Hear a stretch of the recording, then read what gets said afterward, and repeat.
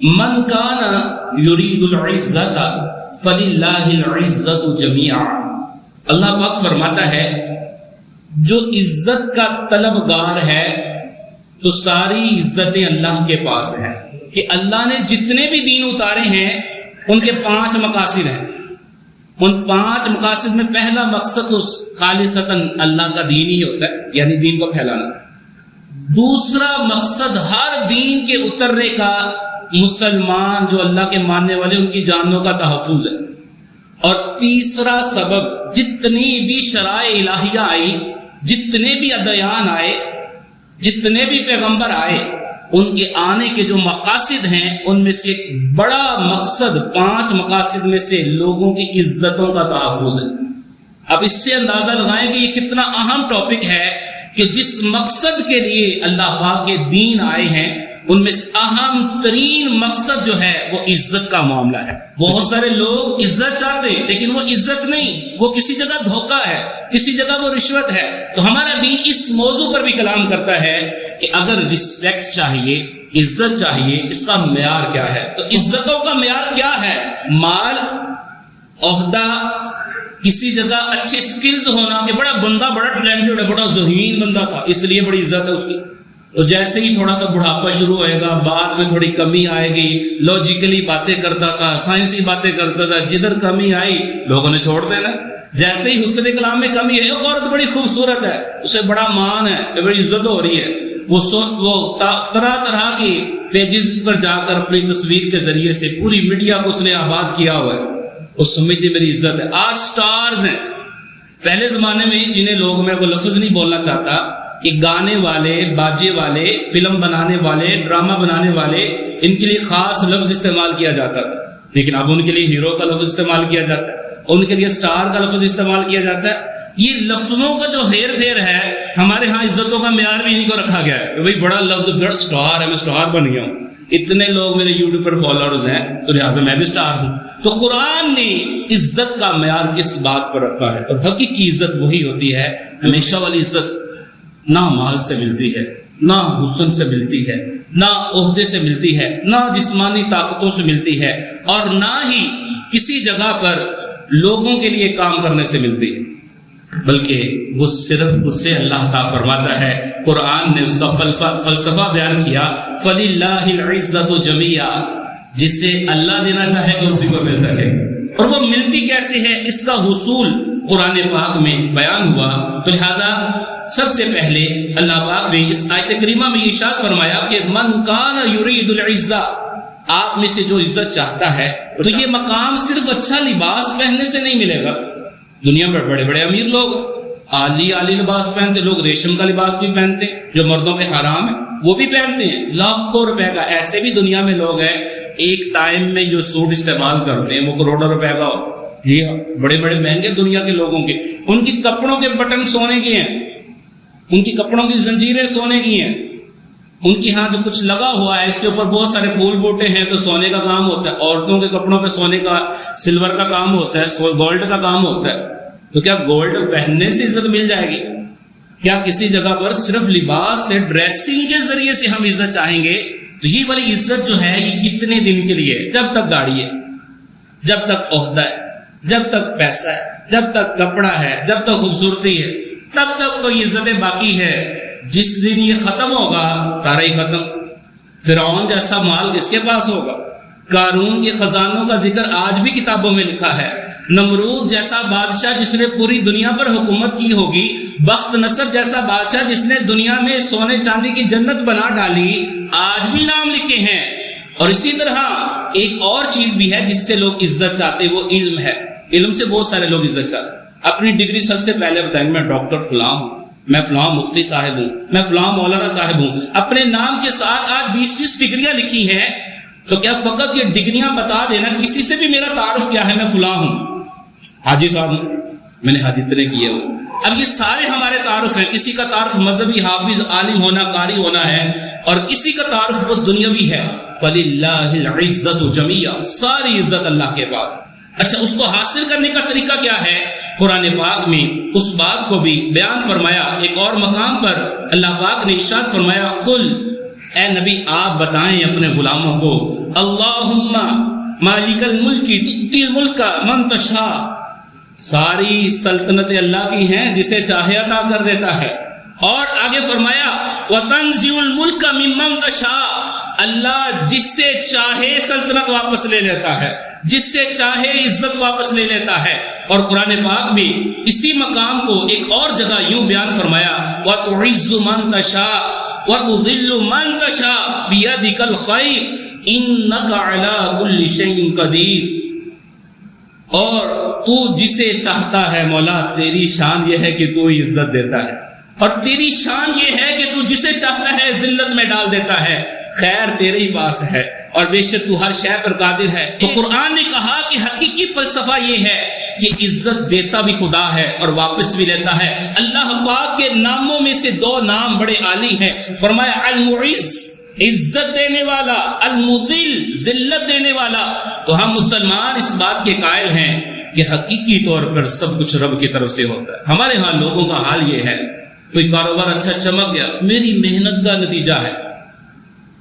اگر کوئی اچھا بولنا آ گیا، کوئی اچھا سکیل پیدا ہو گیا، میری عقل بڑی روشن، دماغ بڑا اللہ نے دیا. اب اللہ کا لفظ بھی ہٹاتے جا رہے ہیں، بڑا دماغ ہے میرے پاس، بڑی فکر ہے میرے پاس، بڑا نالج ہے میرے پاس. ہر بندہ میرا نالج، میرا یہ دیا کس نے؟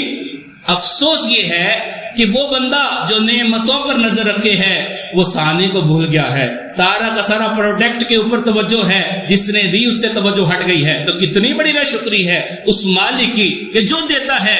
غوث پاک شیخ عبد القادر جیلانی پیرانے پیر ہیں، میرے میرا ہیں. آپ نے بڑی پیاری بات فتوح الغیب کے اندر آپ کے ملفوظات میں یہ بات لکھی ہے. آپ فرماتے ہیں وہ بندہ جو خدا کو چھوڑ کر خدا کی نعمتوں میں لگ جاتا ہے، اللہ اسے اپنے سے دور کر دیتا ہے، اللہ اسے حجاب میں کر دیتا ہے. وہ ساری زندگی نعمتوں میں غوطہ کھاتا ہے، کبھی مالک کی طرف پلٹ کر نہیں دیکھتا.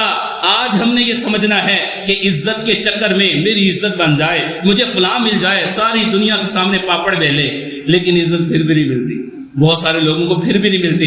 جو ملتی ہے تو وہ ختم ہو جاتی ہے. اس کی وجہ کیا ہے کہ قرآن کہتا ہے کہ عزت تب ملے گی جب اللہ عطا فرمائے گا. اور اللہ عزت کب دیتا ہے؟ نبی کریم صلی اللہ تعالی علیہ وآلہ وسلم پر اللہ نے جو قرآن اتارا، اسی قرآن میں 11 پارہ ہے، سورہ یونس ہے، آیت نمبر 65 ہے. اللہ رب العزت ارشاد فرماتا ہے وَلَا يَحْزُنْكَ قَوْلُهُمْ إِنَّ الْعِزَّةَ لِلَّهِ جَمِيعًا. فرمایا کافروں کی باتوں کا غم نہ کرے محبوب، عزت ساری اللہ کے پاس ہے.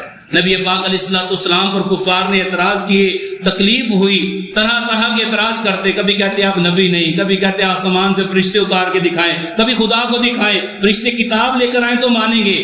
تو اللہ پاک فرماتے ہیں محبوب ان کی باتوں سے پریشان نہ ہوں، عزت تو اللہ کے پاس ہے. اور آج ہم دیکھتے ہیں کہ وَرَفَعْنَا لَكَ ذِكْرَكَ ہے سایہ تجھ پر. کائنات میں جتنی عزت اللہ نے ہمارے آقا سید المرسلین کو عطا فرمائی ہے، اسی کتنی کسی کو بھی عطا نہیں فرمائی. آج جتنی عزت اللہ والوں کی ہے، داتا صاحب کو دنیا سے ظاہری پردہ کیے ہوئے 1000 سال سے زیادہ کا عرصہ ہو چکا ہے، لیکن آج بھی نام آتا ہے تو دلوں میں خوش عقیدگی پیدا ہوتی ہے، محبت کی طرف دل جاتا ہے، عقیدت سے سر جھک جاتے ہیں. غریب ملک میں خواجہ خواجگان خواجہ معین الدین چشتی اجمیری رحمت اللہ علیہ کا مزار پرانوار ہے. ایک غیر مسلم ہندو وہاں آ کر دیکھا کہ کوئی بھی کسی مذہب کا ماننے والا ہے، وہ ادھر آ کر کھڑا ہوتا ہے، وہاں پر آ کر سکون فیل کرتا ہے. تو کہنے لگا کہ میں تو سمجھتا تھا کہ دنیا پر حکومت یہ ہمارے لوگ کرتے ہیں، لیکن حقیقت یہ ہے کہ ان لوگوں پر حکومت ایک قبر والا کر لیتا ہے. دلوں پر حکومت کس کی ہے، دلوں پر راج کون کرے گا، اس کا طریقہ قرآن نے کیا بیان کیا. اللہ تعالیٰ نے قرآن پاک میں ایک تو یہ بیان ہوا کہ عزت ساری اللہ دیتا ہے، لیکن یہ عزت کیسے پیدا ہوتی ہے. نبی کریم صلی اللہ تعالی علیہ وآلہ وسلم نے فرمایا کہ جو امن میں آنا چاہتا ہے، جو لوگوں کے پاس ہے اس سے پیچھے ہٹ جاؤ. اگر خود دینا ہے تو دیتے رہو، جو لوگوں کے پاس سے ہے اس سے مایوس ہو جاؤ، پیچھے ہٹ جاؤ تو اللہ عزت عطا فرماتا ہے. اس کا کیا مطلب ہے؟ ہر وقت دوسروں کے مال پہ نظر ہے، اگر کوئی مشکل ہوگی یہ مدد کر دے گا، فلاں میرے ساتھ یہ کر دے گا، فلاں نے کام آ جانا ہے. یہ جو لوگوں سے عزت طلب کرنا ہے، اپنے عہدے بتاؤں گا. ڈاکٹروں کا حال بعض اوقات یہ ہوتا ہے کہ زیادہ دیر ویٹ کرواتے ہیں. اب ان کو لگتا ہے میں بڑا ڈاکٹر ہوں. بعض مولوی حضرات ایسے کہ ان کا نام کافی سارے القاب کے ساتھ نہ لکھا جائے ان کو مزہ نہیں آئے گا. بھائی میرا نام اتنا اونچا ہے, آپ نے 2 لقبوں سے میرا نام پکار دیا. اسی طرح دنیا کے اندر جن لوگوں کو عہدے کی بھوک ہے, جنہیں شہرت کی بھوک ہے, آج سوشل میڈیا اس کا واضح نظارہ ہے کہ اپنی تصویر پوسٹ کر کے سارا دن دیکھتے ہیں کس نے مجھے دیکھا. دنیا میں اور بھی بڑے کام تھے, لیکن اس بندے کو سمجھ نہیں آئی کہ اس کا مقصد صرف یہ ہے کہ لوگ میری واہ واہ کر دیں, کوئی مجھے سٹار دے دے, کوئی مجھے ایموجی بھیج دے کہ بڑے اچھے لگ رہے ہیں آپ. تو نبی کریم صلی اللہ تعالیٰ علیہ وسلم نے جو ہماری تربیت فرمائی اس کے اندر ہمیں یہ بات ملتی ہے کہ اللہ پاک عزتیں عطا فرماتا ہے. اللہ کسے عزت عطا فرماتا ہے؟ اللہ پاک اس بندے کو عزت عطا فرماتا ہے جو اللہ کی فرما برداری کرتا ہے. عزتیں چاہنے سے نہیں ملتی. قرآن کہتا ہے عزت کا فارمولہ یہ ہے, تم ایمان لا کر اللہ کو راضی کرو تو پھر تمہیں مرتبہ ملے گا. ان اکرمکم عند اللہ اتقاکم, تم میں سے بہترین وہ ہے جو اللہ کے ہاں عزت والا, وہ تقوی والا ہے, جو ڈر والا ہے, اللہ کی نافرمانی نہیں کرتا, وہ عزت والا ہے. مسئلہ کیا ہے؟ اب ہم شش و پنج میں ہے کہ بھئی دنیا میں تو ساری عزت ظاہراً پیسے والوں کی ہے. دنیا میں عزت تو ظاہری طور پر جس کا عہدہ ہے لوگ کھڑے ہو کر اسی کو سلام کرتے, غریب بندے کو کون پوچھے گا؟ جس کا کوئی عہدہ اسے کوئی نہیں پوچھتا. اب مسئلہ یہ ہے کہ عزت کی ڈیفینیشن میں فرق ہے. عزت کون سی, ہمیشہ والی یا وقتی, جس کے اندر دوام ہے, جو کبھی ختم نہیں ہوگی, وہ والی عزت, جو تھوڑی دیر والی عزت, چند منٹوں والی, چند گھنٹوں والی, چند دنوں کی عزت, چند سالوں کی عزت, یا وہ جس میں دیام ہو, جس میں دوام ہو, جو ہمیشہ کے لیے ہو, ہمیشہ کے لیے بندہ ریسپیکٹیبل ہو جائے. ہم جس عزت کی بات کر رہے ہیں, جس عزت پر اسلام کلام کرتا ہے, جس عزت پر قرآن پاک میں بیان ہوا, اس عزت کے اندر کیا ہے؟ وہ ایک دن کی کرسی نہیں ہے, وہ 2 دن کی نہیں, وہ 2 سالوں کی نہیں ہوگی. 5 سال 2 سال گزرے, کرسی ختم, سیاسی عہدہ ختم, تو جو سلامیاں ملتی تھی ساری ختم, لوگ جو کھڑے ہو جاتے تھے وہ ختم ہو جائے گا, جو عزت ملتی تھی وہ ختم ہو جائے گی. لیکن ایک عزت وہ ہے کہ جو کبھی ختم نہ ہوگی, بلکہ بڑھتی جائے گی, بلکہ عروج پکڑ جائے گی, بلکہ رفعت پر چلی جائے گی. وہ کون سی عزت ہے؟ آج جس نے اکیلا بندوں سے کوئی نہیں جانتا, اس نے اپنے رب کو راضی کیا, اپنے رب کی بارگاہ میں اکرام حاصل کیا. یہ آئے گا, قیامت کا دن ہوگا. قرآن کہتا ہے فرشتے اس کے استقبال کے لیے اللہ کھڑے کر دے گا, معصوم فرشتوں سے استقبال کروائے گا. پھر جنت میں اللہ اسے اتنا عطا کرے گا کہ یہ بندہ بھی حیران و پریشان ہو جائے گا. حقیقی عزت کس میں ہے کہ جنت کے پھل جسے اللہ عطا کرے گا کبھی ختم نہیں کرے گا. اللہ جسے جنت کے سبز حلے عطا کرے گا, ریشمی لباس عطا کرے گا, سونے چاندی کے کنگن مردوں کو جنت میں اللہ پہنائے گا.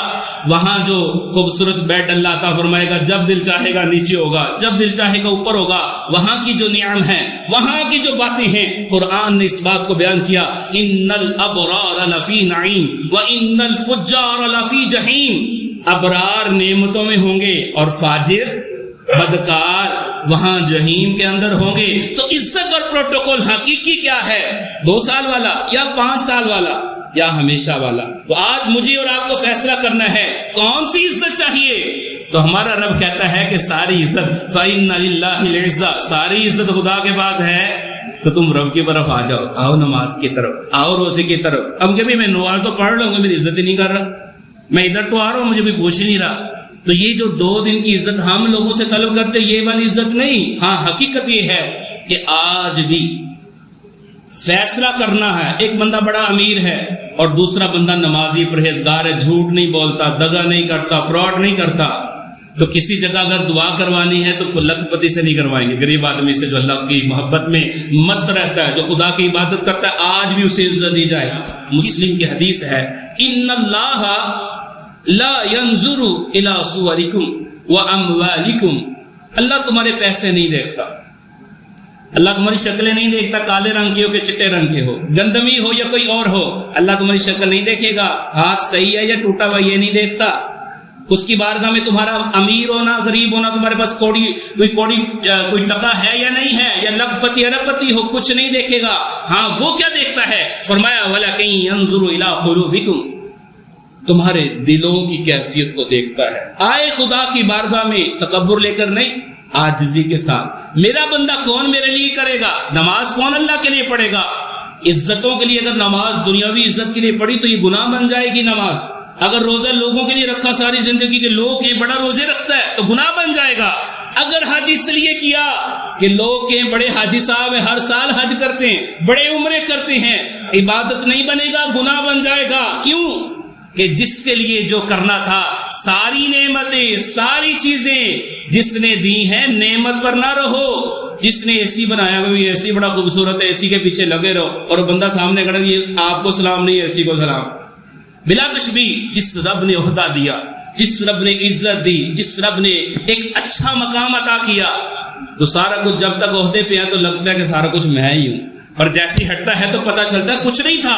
تو نبی کریم صلی اللہ تعالی علیہ وسلم نے ہمیں یہ بات بیان فرمائی ہے۔ تو آج کتنے نوجوان ہیں عزت صرف جسم سے چاہتے ہیں، لہذا جو شخص، امام غزالی فرماتے ہیں، لوگوں کے دلوں پر عزتوں کا معیار رکھتا ہے، وہ ایسا ہی ہے جیسے سمندر کے پانی پہ بنیاد کھڑی کرنا چاہتا ہے، نہیں کھڑی ہو سکتی۔ ہوا کے اندر ہاں تم اپنے رب کو راضی کرو، قوم کو اللہ تمہارے پیچھے چلا دے گا۔